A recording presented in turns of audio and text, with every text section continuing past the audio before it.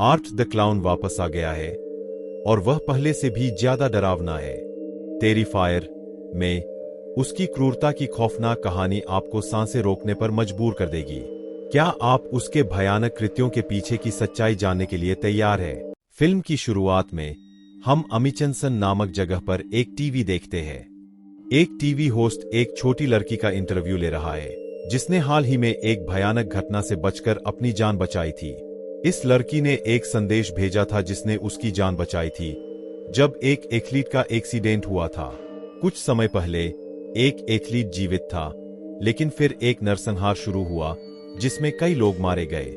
इस नरसंहार का दोषी एक पागल जोकर था जिसका नाम आर द क्लाउन था, जिसने बिना किसी कारण के लोगों को भयानक तरीकों से मारा।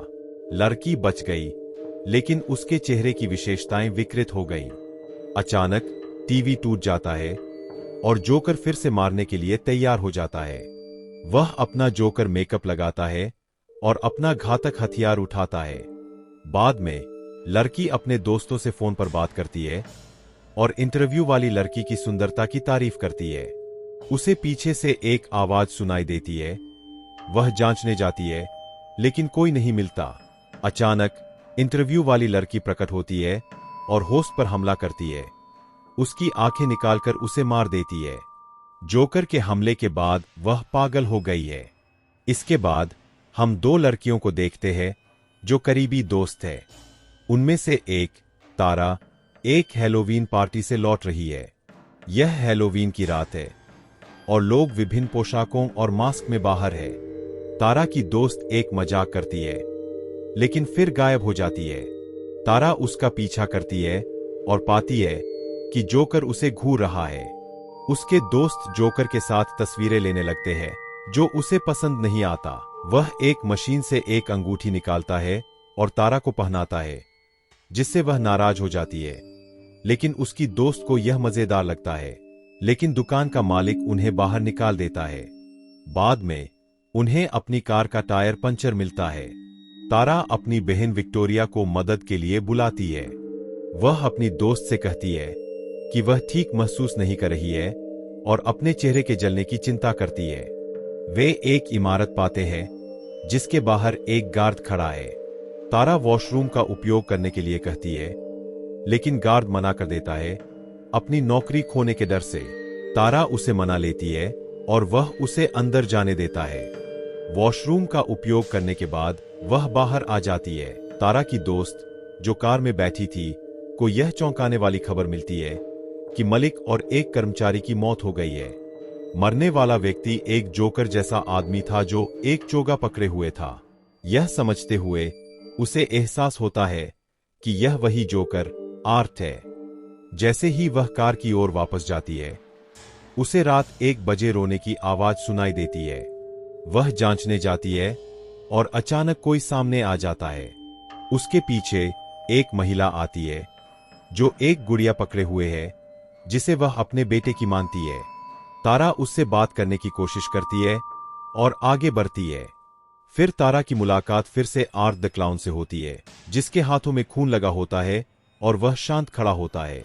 वह तारा पर एक डांट फेंकता है और तारा भागती है, कार के पीछे छिप जाती है। आर्ट उसे ढूंढता है, लेकिन जब वह उसे नहीं पाता तो चला जाता है। यह सोचकर कि अब सुरक्षित है, तारा जाने लगती है, लेकिन आर्ट पीछे से उस पर हमला करता है। वह उसे कई बार मारता है, लेकिन तारा उसे विचलित करने में सफल हो जाती है और भाग जाती है। उसे पास में एक गार्ड मिलता है, लेकिन वह उसे नहीं सुनता क्योंकि वह संगीत सुन रहा होता है। जब वह आखिरकार उसे सुनता है, तो आर्ट पीछे से उस पर हमला करता है और उसके गले में इंजेक्शन लगा देता है। तारा होश में आती है। एक कुर्सी से बंधी हुई उसके मुंह पर टेप लगा होता है। आर्ट पास में बैठा होता है, अपने हथियारों से उसे डराता है। फिर वह तारा की दोस्त को उल्टा लटका हुआ दिखाता है, जिसे कार में बैठने पर पकड़ लिया गया था। आर्ट उसकी दोस्त के पेट को बुरी तरह से काटता है, जिससे तारा को उल्टी जैसा महसूस होता है। अपनी स्थिति के बावजूद तारा बहुत प्रयास के बाद खुद को मुक्त कर लेती है। वह आर्ट पर उसके हथियार से हमला करती है और भाग जाती है। आर्ट उसका पीछा करता है, लेकिन तारा उसे घात लगाकर हमला करती है और बार बार मारती है। इस ऑडियल में शिव गंभीर रूप से घायल हो जाता है। घर पर कोई दवा नहीं बची होने के कारण वह कुछ लेने जाता है और उसे तारा की बहन विक्टोरिया का एक संदेश मिलता है, जिसमें लिखा होता है कि वह इमारत के बाहर है। तारा उससे कहती है कि वह पिछले दरवाजे से अंदर आए।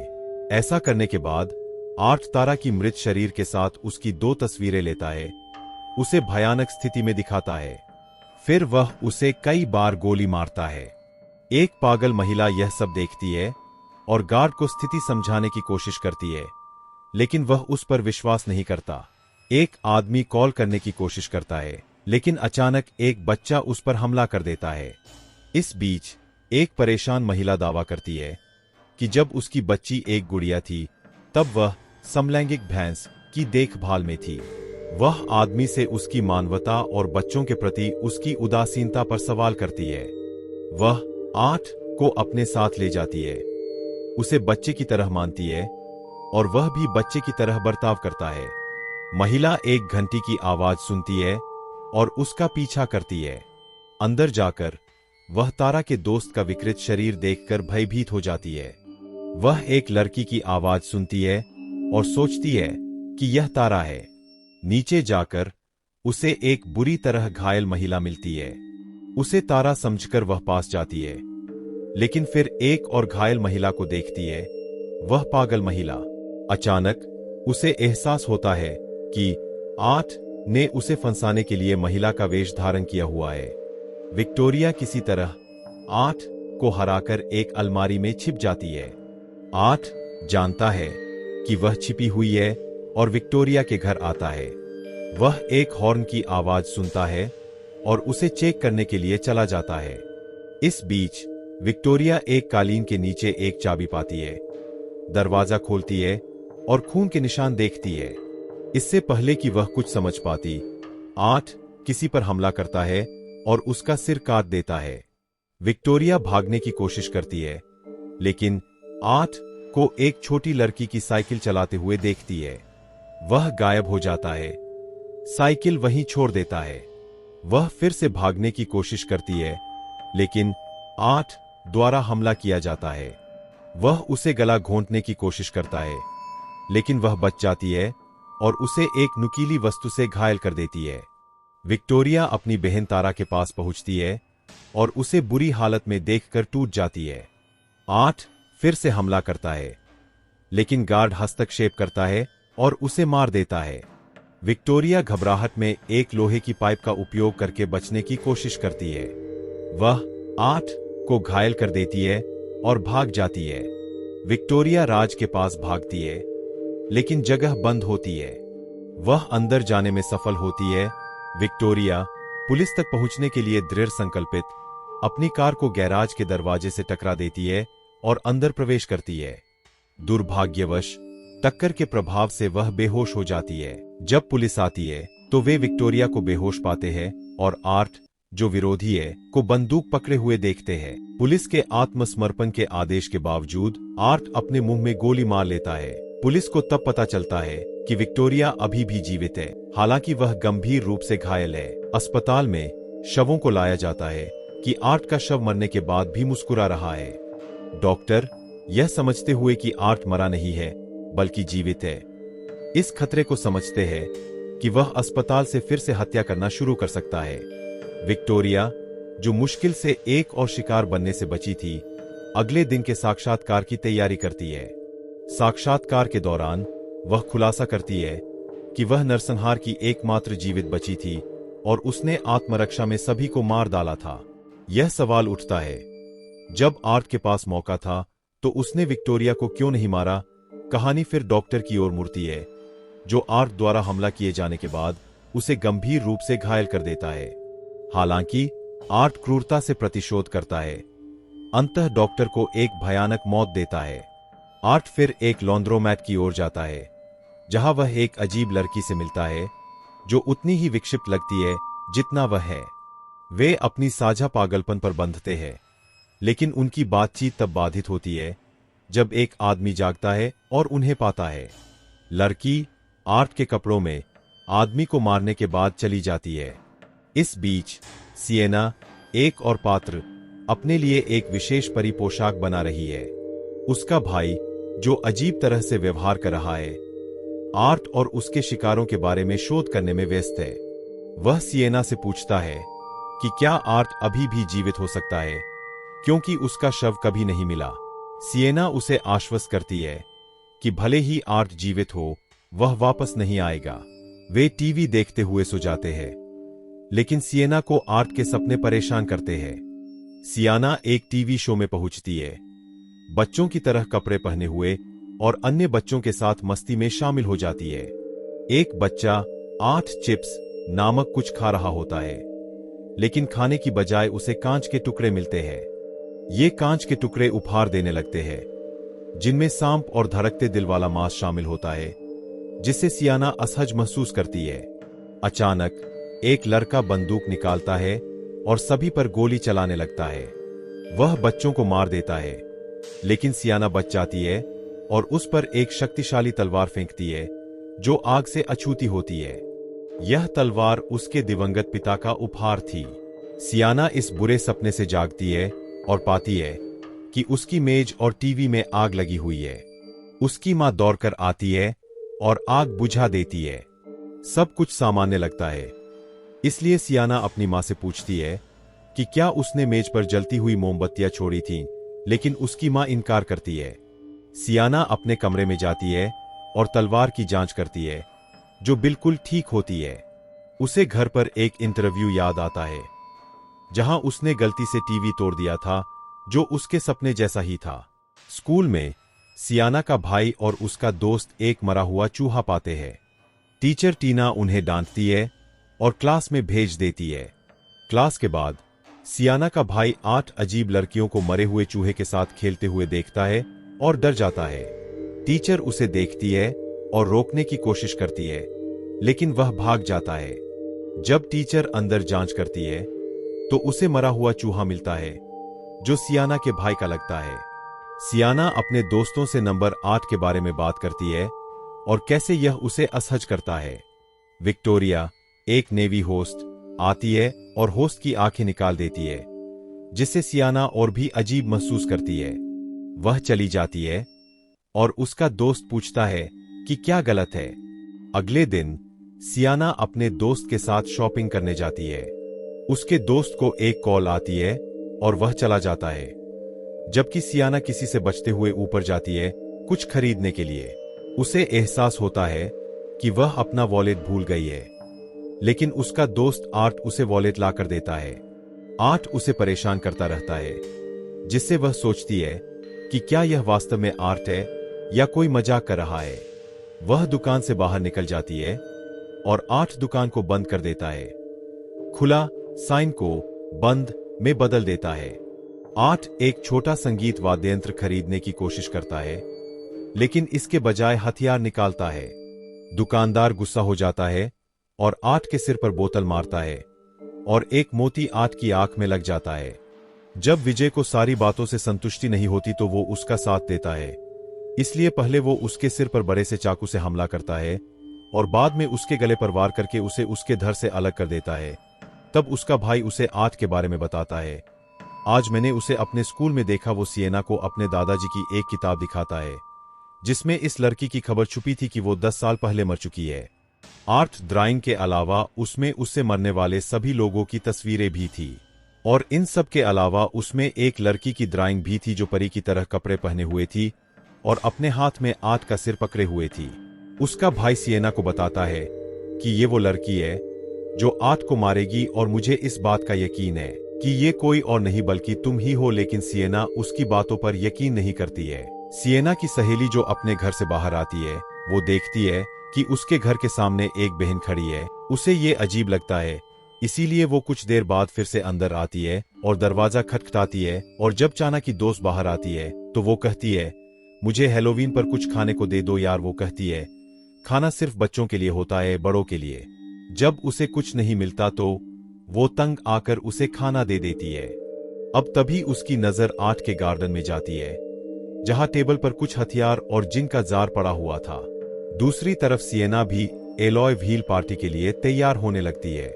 जब सिएना की दोस्त अकेली थी तो उसने नीचे से कुछ शोर सुना।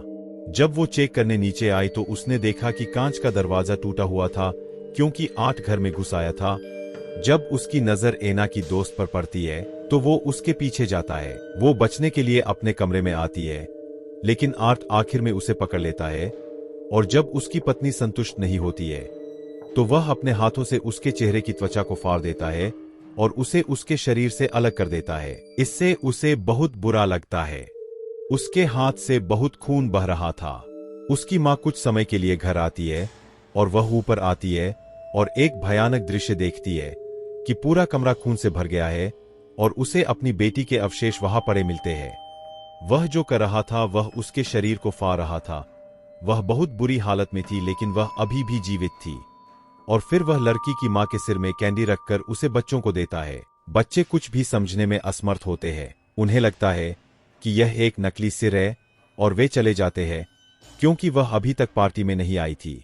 दोस्त पार्टी में आए हैं और खूब मस्ती कर रहे हैं। हम आशियाना के भाई को उसके कमरे में देखते हैं। क्योंकि उसकी मां ने उसे पार्टी में नहीं जाने दिया, वो गुस्सा हो जाता है और अपने घर से निकल जाता है। जब उसकी मां बाहर आती है कि उसके बेटे ने सब कुछ बर्बाद कर दिया है, यहां तक कि कार भी गंदी थी और उस पर उसने अपने आदमी के लिए एक गली लिख रखी थी। उसकी मां को बहुत बुरा लगता है। सिएना का भाई वो घटना देख लेता है जिसमें उसी जीव का जीवित बचा हुआ जाना बैठा हुआ है, और वो भागकर अपने पुराने घर की तरफ जाता है। अब सिएना की मां कार की सफाई करने लगती है, इस बात से अनजान कि उसमें 8 लोग बैठे हैं, जिसका साफ मतलब है कि कार की यह हालत किसी और ने नहीं बल्कि 8 ने की है। हमें अंदर 8 लोग बैठे हुए दिखाई देते हैं, पर बिना कुछ सोचने समझने का मौका दिए वो उनके सिर पर गोली मार देता है और उन्हें घर से अलग कर देता है। तब उसे एहसास होता है कि आर्ट ने उसकी मां की हालत बहुत खराब कर दी है और उसके चेहरे की बनावट बिगाड़ दी है, जिसके बाद वो सिएना के भाई को पकड़कर बेहोश कर देता है। एक जोरदार पार्टी में सयाना उसी अजीब लड़की को देखती है। उसे देखकर सयाना डर जाती है और उसके चेहरे पर डर साफ झलकने लगता है। उसके दोस्त उसका डर देखकर पार्टी छोड़ने का फैसला करते हैं। सयाना अपनी कार में बैठी होती है, तभी उसे अपने भाई का फोन आता है। उसका भाई उससे मदद मांगता है और कहता है कि वह एक पार्क में है और उसे जल्दी से पीएसएल आना होगा। लेकिन बाद में पता चलता है कि वह अजीब लड़की ही उसकी आवाज बदलकर उसके भाई की नकल कर रही थी।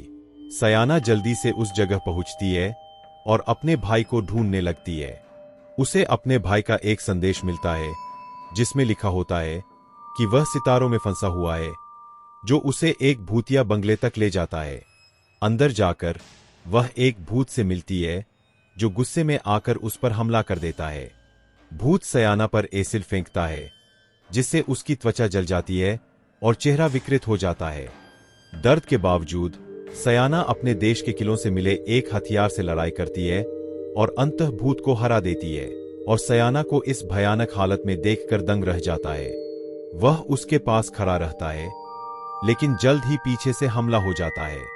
सयाना का भाई उसे भागने से मना करता है और सयाना एक छड़ी से खुद को बचाने की कोशिश करती है, लेकिन दुर्भाग्यवश वह खुद ही घायल हो जाती है। सयाना का भाई भूत से जमकर लड़ता है और उसे कई बार घायल करता है। सयाना और उसका भाई भागने की कोशिश करते हैं, लेकिन भूत उनका पीछा करता है। सयाना अपनी चोटों के बावजूद भूत का हथियार छीन लेती है और लड़ाई का रुख बदल देती है। जब भूत उसे मारने ही वाला होता है, सयाना उसे गोली मार देती है और मरे होने का नाटक करती है। अपने भाई को अभी भी खतरे में मानते हुए सयाना उसे ढूंढने निकलती है और पता चलता है कि भूत ने उसे किसी और जगह ले जाया है। वह फिर से भूत का सामना करती है, इस बार एक निजी तहखाने में। भूत उसे पानी से भरे एक कांच के बॉक्स में धकेल देता है, लेकिन उसके भाई की चीखें उसकी तलवार में एक जादुई रोशनी जगा देती है, जिससे वह फिर से जीवित हो जाती है। वह बॉक्स तोड़कर बाहर निकलती है और भूत का सिर काट देती है, लेकिन वह अजीब लड़की फिर से आकर भूत का सिर ले जाती है। दृश्य एक अस्पताल में बदल जाता है, जहां विक्टोरिया, एक डरावनी शख्सियत, भूत के सिर को बच्चे की तरह गोद में लेकर चाटने लगती है। मिर्ची, एक और किरदार, अंदर आता है और विक्टोरिया की गोद में सिर देखकर डर जाता है। विक्टोरिया पागलों की तरह हंसती है। यह संकेत देते हुए कि भूत की आत्मा ने उसे अपने कब्जे में ले लिया है। फिल्म इसी डरावने नोट पर समाप्त होती है।